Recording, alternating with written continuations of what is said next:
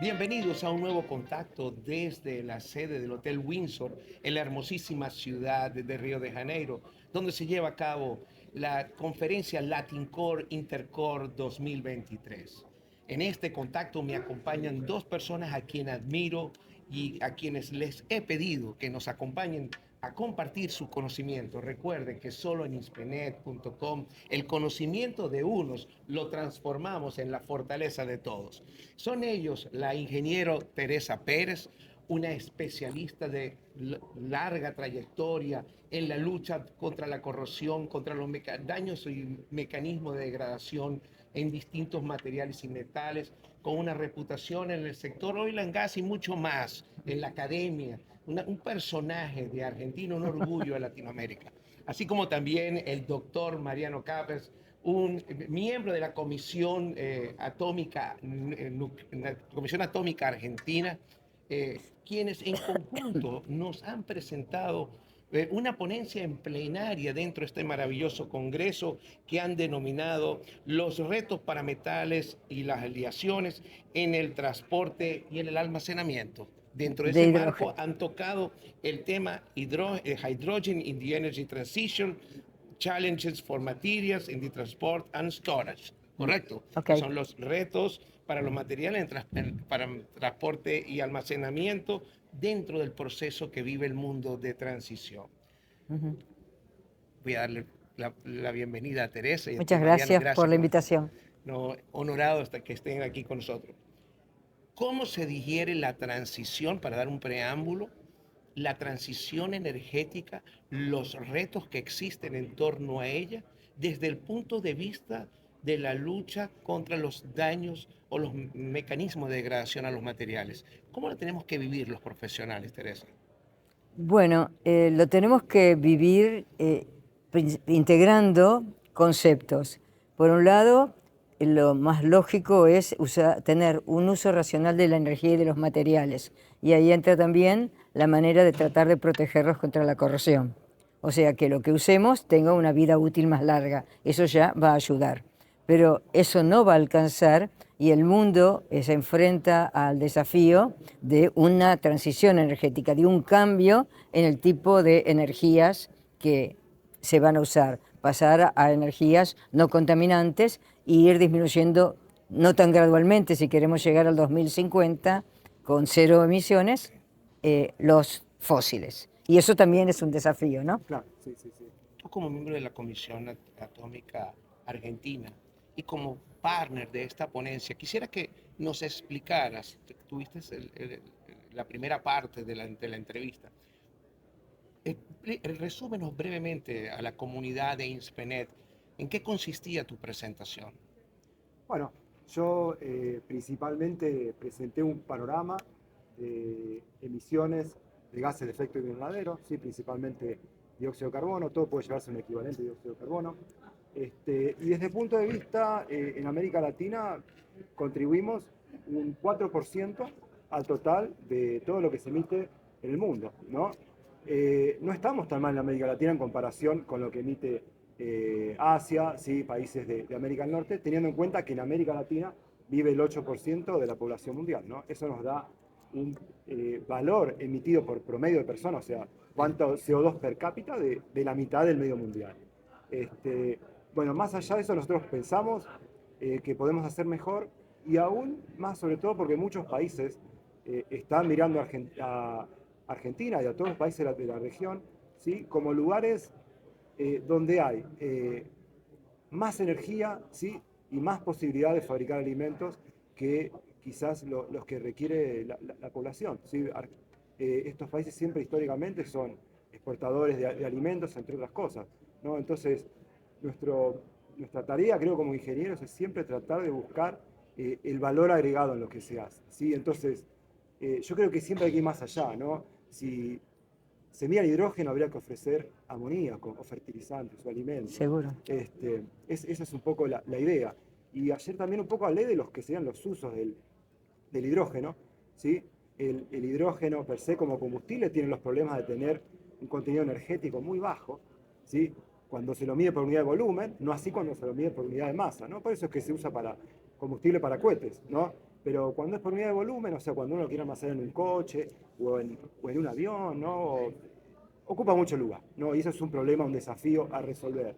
Donde sí, en lo que sea el uso de hidrógeno combustible, donde sí se usa el hidrógeno actualmente es como insumo químico, es decir, un montón de industrias, del amoníaco, de tratamiento de naftas, entre otras. Bueno, y el desafío quizás actual de lo que es la economía del hidrógeno es decarbonizar ese hidrógeno que hoy ya se está produciendo a partir de fósiles.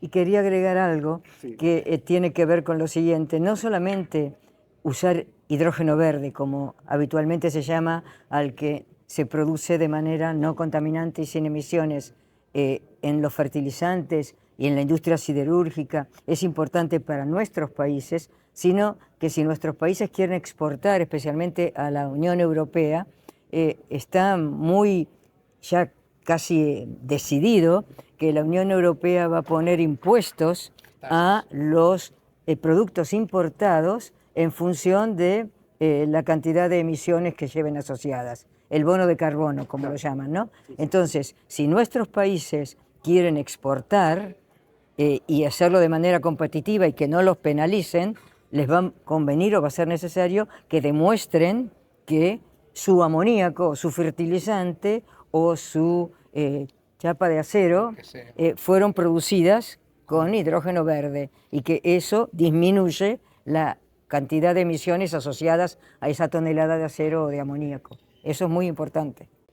¿Cuál es el rol que puede tener la energía nuclear y cuáles son las dificultades que puede tener la energía nuclear en este proceso de transición energética? Abriendo un paréntesis al tema de fondo que estamos tocando, pero me interesa también tener esa impresión tuya. Sí, a ver, quizás los problemas que tiene que sortear la energía nuclear, ¿sí? Son conocidos y están relacionados a el alto nivel de financiamiento que se requiere para poner una planta nuclear. ¿Sí? Eso en Argentina, la Comisión de Energía Atómica está tratando de resolver eso con el desarrollo de reactores pequeños modulares. ¿Sí? Hay en construcción un reactor de ese tipo en el predio Lima, que tiene el operador de las centrales nucleares de Argentina, ¿sí? Cerca de Buenos Aires.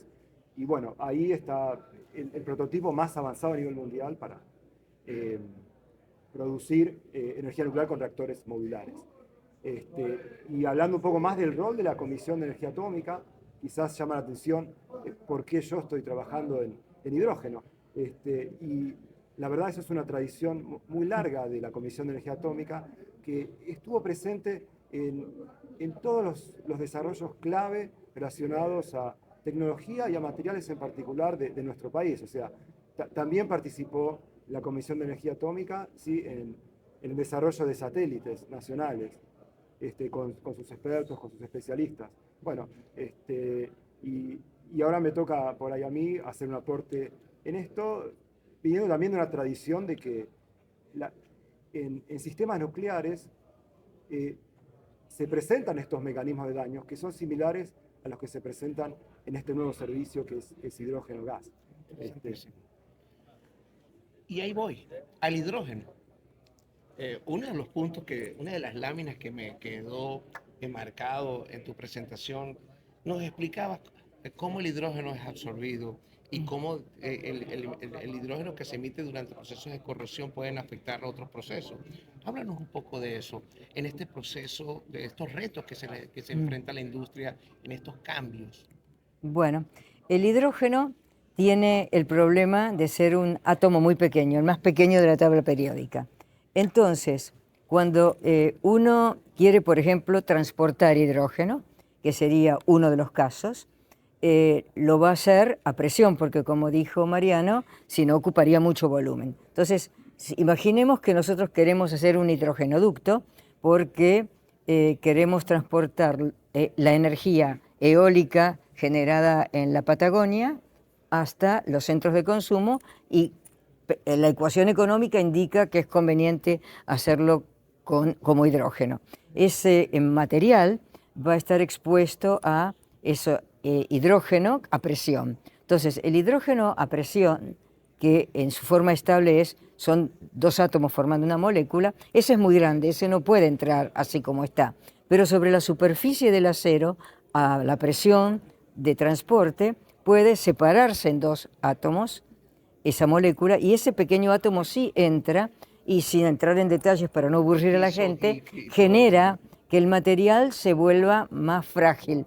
O sea, para quien no está familiarizado con ese léxico, es como que un material que antes tenía la capacidad de que si se generaba una fisurita se arresta, se hace como si fuera, entre comillas, un vidrio, ¿no? Claro. Que cuando se inicia una fisura, el vidrio es frágil, no tiene capacidad de frenarla. Bueno, sin tomarlo literalmente, algo parecido a eso es lo que hace el hidrógeno atómico al incorporarse a los aceros.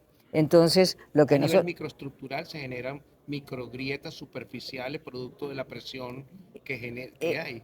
En el caso Para de... que la comunidad... sí, en el caso nuestro, en el caso de los ductos, es fundamentalmente algo que puede ocurrir internamente. Lo superficial se da en otro tipo de medios y también ahí molesta el hidrógeno, pero en este caso que estamos hablando del transporte y almacenamiento, son grietas que pueden nuclearse, decimos nosotros, en algún punto que actúe como un concentrador de tensiones, y de ahí con una cierta cantidad puede disparar muy rápidamente y generar una falla catastrófica, Claro, digamos, ¿no? indudablemente. Entonces, bueno, está ahí los criterios de diseño del material y de las condiciones de servicio para evitar eso, obviamente, ¿no? Y tú nos hablabas del hydrogen enrichment.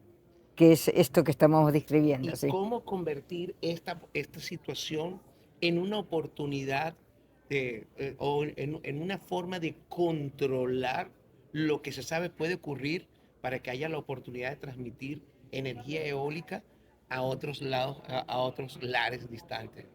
Bueno, como resumíamos ayer, todo el mundo está trabajando en esto, hay mucho interés en laboratorios, en empresas, y todos están tratando de desarrollar pautas vía códigos, por ejemplo, que indiquen qué propiedades tienen que ser los materiales, cómo se deben verificar esas propiedades, especialmente las propiedades mecánicas, la dureza del material, la microestructura del material, Eso es clave.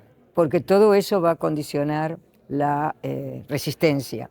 Y un punto no menor es que si yo voy a hacer una tubería que viene desde Comodoro o desde cualquier lugar del sur hasta aquí, voy a tener que soldar tubos de 12 metros, uno al lado del otro, kilómetros y kilómetros.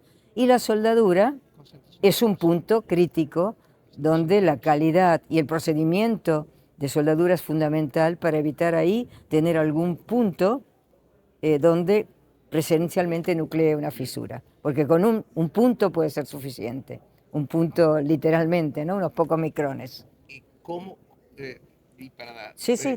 cómo la escogencia de un material adecuado puede ser la solución? Pero también, ¿cómo reutilizar los sistemas de tuberías existentes? Hacia eso. Claro, sí, sí. Es verdad, o sea, hay códigos que permiten elegir los materiales más aptos para este servicio.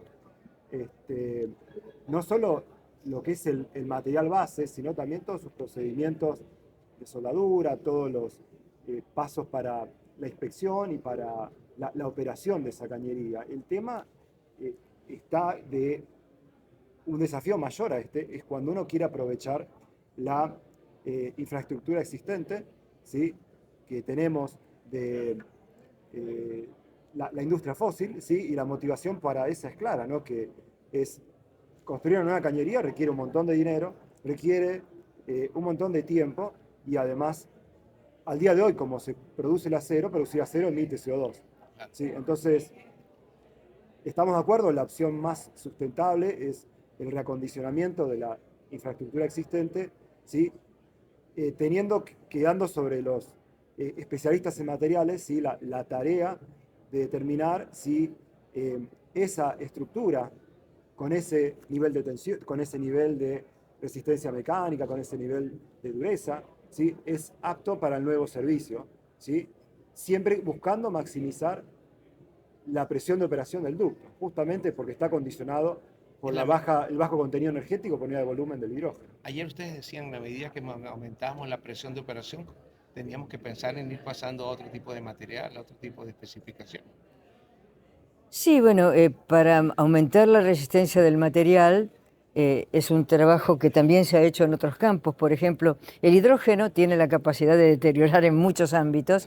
En los tubos de la industria petrolera, los que se usan para la perforación, también por otro mecanismo se genera hidrógeno atómico que ingresa al material y ahí se han desarrollado materiales que tienen bastante más resistencia que los que habitualmente se usan en tuberías para conducir, lo que se usaría desde Comodoro hasta acá, y que son resistentes al hidrógeno. Y ahí el punto clave, hablábamos con Mariano en el momento de armar la presentación, el punto clave de esos materiales de mayor resistencia sería cómo lograr soldaduras que no tuvieran problemas. Eso no está totalmente solucionado. Fíjate que tuvimos un caso de Horizons, que tuvo una fractura, una soldadura.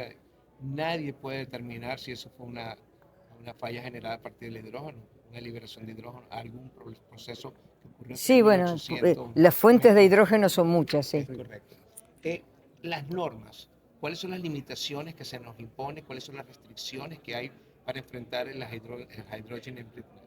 Tú conversabas un poco de eso. Sí, bueno, quizá empiezo yo y después Bueno, vas dale, siguiendo, sí, sí, como dale. vos quieras.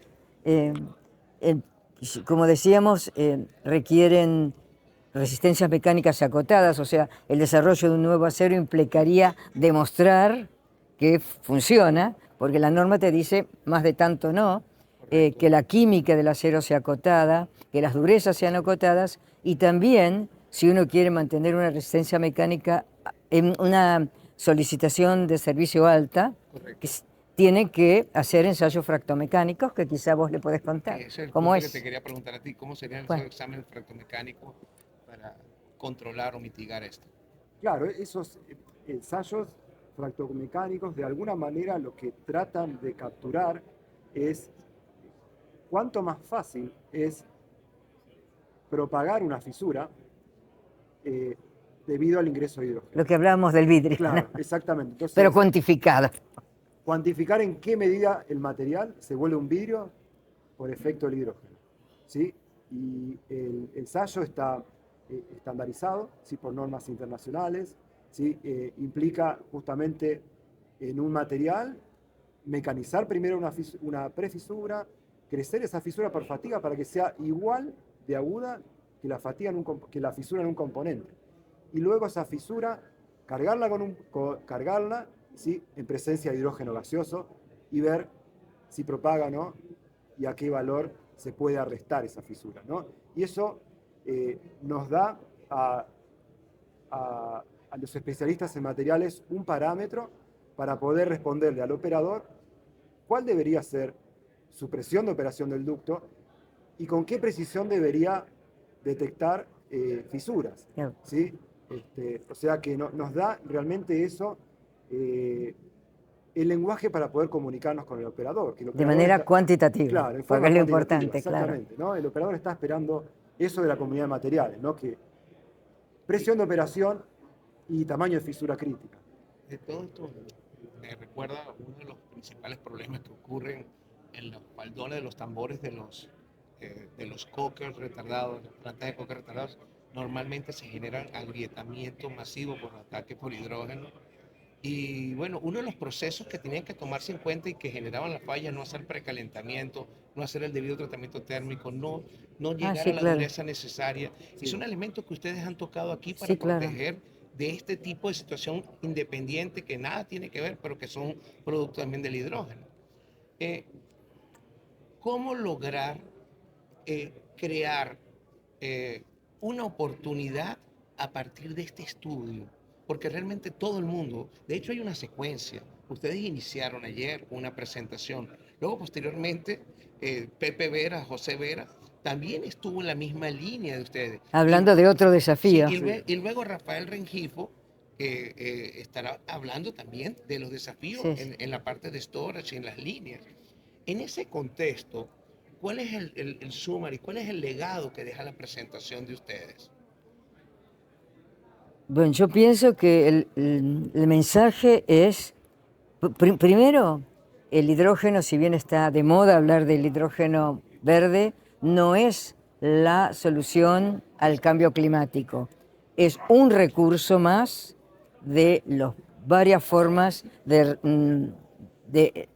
uso racional de la energía, de electrificación. Mariano presentó un slide muy interesante donde dice cuál sería el aporte para el 2030 de distintos recursos para disminuir las emisiones. Y el primero es electrificar lo que esté usando combustible fósil.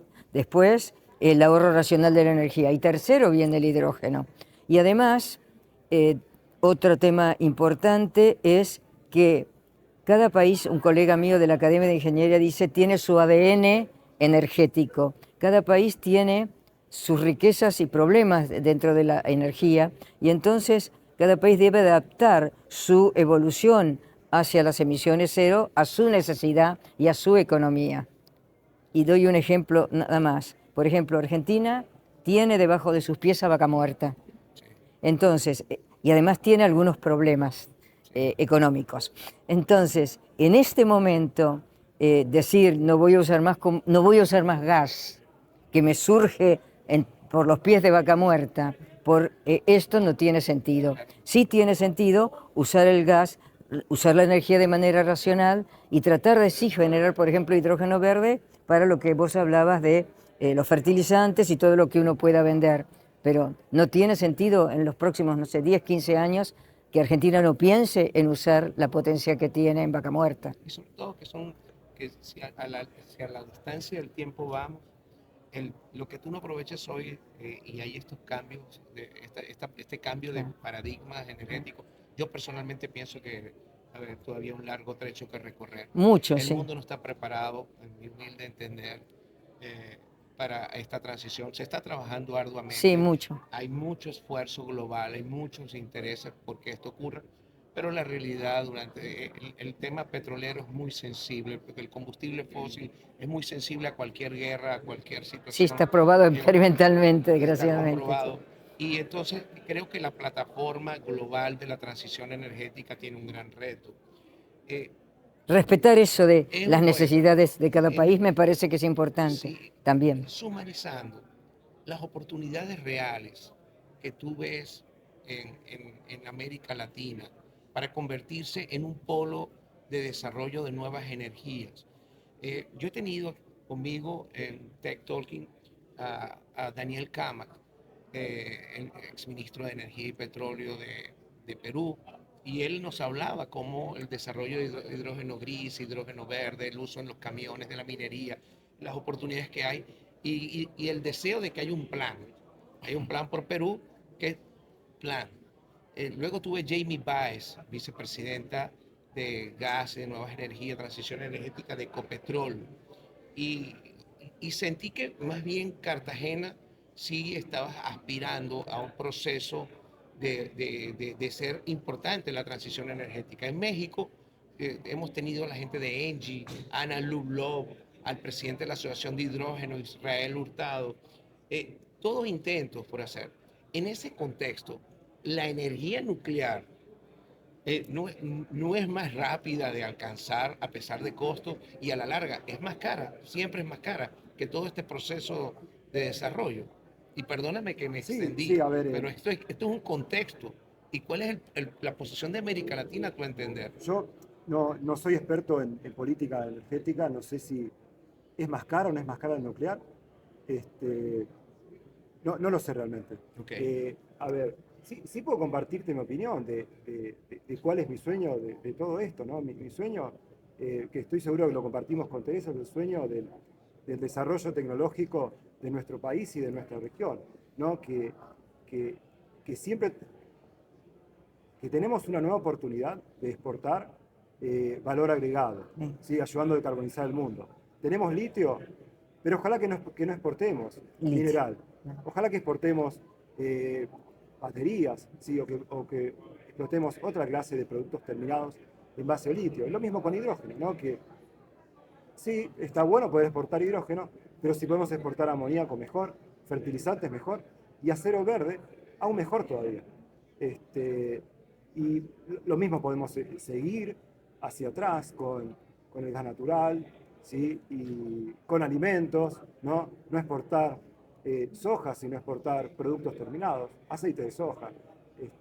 Pero yo creo que sí, o sea que siempre el descubrimiento de un nuevo recurso, como nos pasa ahora con el hidrógeno, ¿no? Que nuestra región de América Latina es favorable para producir hidrógeno en forma sustentable. Lo lindo sería que todo esto se transforme en nuevas oportunidades para exportar bienes de producto agregado. De vida cuenta, quiero darles las gracias a ambos por compartir estos 30 minutos con la comunidad de Inspenet. Les recuerdo que he tenido de invitado en este increíble programa al doctor Mariano Capes de la Comisión de Energía Atómica de Argentina, a la ingeniera Teresa Pérez, una académica, una consultora de larga trayectoria en el mundo de la corrosión y de la metalurgia, un personaje en Argentina. Ella se ríe, pero es así. Así que tenerlos aquí ha sido un gran placer. Ya para despedirnos, Teresa, ¿qué le dices a los jóvenes que sueñan con un mundo mejor, que sueñan con ser parte de un espacio en la lucha contra los mecanismos de degradación producto de cualquier factor que afecte a los metales activos? ¿Qué le dices para que formen parte de nuestra comunidad, para que se inspiren a ser parte de este mundo de la corrosión? ¿Cómo los traemos para acá? ¿Y qué deben hacer para triunfar como tú? Bueno, quitando esa última parte, es una gran responsabilidad la que me dejas. Yo lo que creo para los jóvenes de toda América Latina y muy especialmente para los de Argentina, en realidad a los del mundo, primero los de América Latina, después y los de Argentina en tercer lugar, que los adultos les vamos a dejar un mundo muy complicado desde todos los puntos de vista. Y por eso empecé para abajo, porque en el mundo es complicado, Latinoamérica está en el mundo y tiene sus problemas, y Argentina tiene muchos problemas, entonces, sociales, y que no son solamente económicos.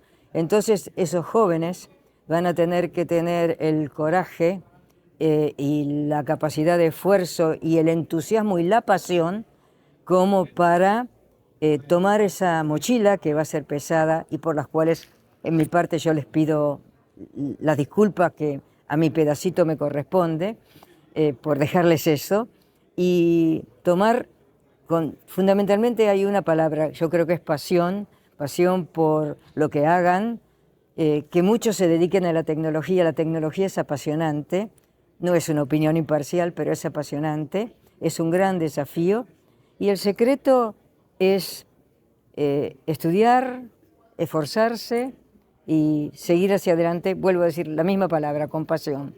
Y con eso van a poder solucionar algunas de las cosas que le dejamos. Despide el programa, Mariano, con unas palabras a la juventud. Bueno, ¿cuál es mi mensaje para la juventud? Quizás desde mi visión, ¿no? La verdad que a mí me costó darme cuenta de esto, pero hay una satisfacción muy grande en aprender cosas nuevas, ¿sí? Y cuando uno aprende cosas nuevas, empieza a sentirse cómodo frente a desafíos que requieren pleno uso de esos conocimientos, ¿sí? Y eso creo que es algo lindo, ¿no? Hay una satisfacción en poder resolver problemas, en poder aportar. Y les digo eso, ¿no? Hoy en día tienen muchos más recursos de los que nosotros tuvimos, ¿no? Ellos tienen libros disponibles en internet, pueden buscar el mejor profesor del mundo en fractomecánica, ¿sí? O en corrosión, y entrar y ver una de sus clases, subtituladas, ¿no? Y tienen esa posibilidad de inspirarse y usar esta cantidad casi infinita de conocimientos que hay para mejorar y siempre para apuntar alto, ¿no? Para no conformarse y para siempre tratar de superarse uno mismo. Mi querida audiencia, para mí, para Francesco Solari, para el equipo de Inspenet Televisión, es de un gran valor tener la presencia de estos dos excelentísimos profesionales argentinos. sin olvidar de que Argentina representa el 6% de la comunidad que sigue Inspenet en el mundo. Nos sentimos muy orgullosos de contar con ustedes. Les recuerdo que Inspenet es el único sitio donde nosotros transformamos el conocimiento de unos en la fortaleza de ustedes. Por eso Inspenet busca conectar, unir y permitir que el conocimiento llegue a cada uno de ustedes. No dejen de estudiar, no dejen de formarse y no dejen de estar conectados con nosotros. Gracias, Mariano. Gracias, Teresa. Gracias, comunidad. Manténganse conectados. Somos Inspenet. No te olvides, soy Francesco Solari y hoy estuve con Mariano Capes y con Teresa Pérez. Gracias a todos.